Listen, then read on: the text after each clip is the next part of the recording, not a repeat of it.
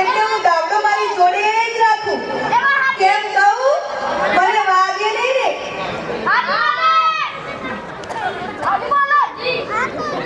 હું દાવડો પહેરેલો રાખું ને એટલે મને બીજો પણ એક ફાયદો થાય. કેવો?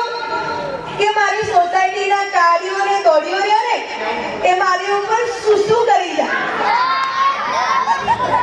અને એ મને હોતા આવે કે પેલા ધાબળા વાળો દારૂડિયો ક્યાં ગયો?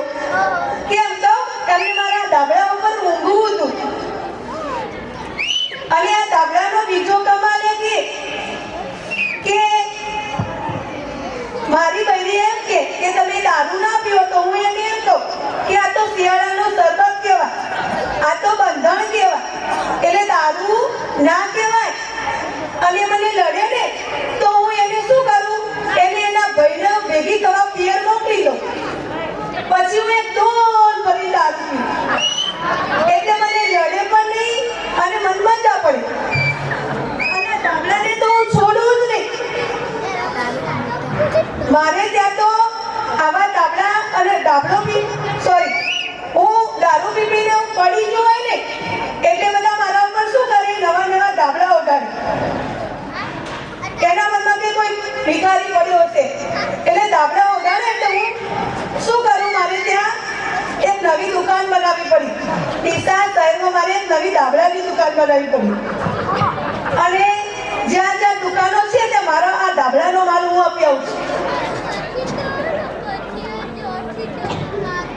અને હું આ દારૂ તો ક્યાંથી લાવ્યો તો? રાજસ્થાનના પ્રવાસથી. કે મારે આજે મેળ પડે પીવાનો. કેમ તો કે મારા બહેનો છોકરો સમાજનું પેલું સ્નેહ મિલન કાર્યક્રમ રહ્યો ને ત્યાં જોવા ગયા એટલે મેં આજે પી લીધો. એટલે મારા બહેરા અને છોકરા આવે ને તો અમને કહેતા નહીં કે તમારી ઓને પીધો હોય. નકર મને તો કોઈ દિવસ સમાજના પ્રવાસ પર નહીં જવા દે કે દારૂ પણ નહીં પીવા દે. અને બીજું હું અહીંયા આવ્યો ને એટલે મને કોકે કીધું કે આને તો હું સારી રીતે ઓળખું. આ તો પેલો ધાબળા વાળો દારૂડિયો. મને આનાથી તો ફાયદો થયો.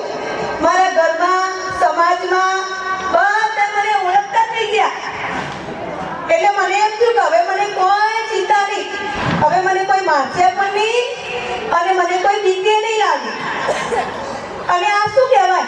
આ શું કહેવાય ભાઈઓ? આ શું કહેવાય? આ બાંધેલું રહ્યું સ્ટેજ. આ સ્ટેજ ઉપર આવ્યો ને એટલે જ મને એવું લાગ્યું કે હવે મને કાંઈ વાંધો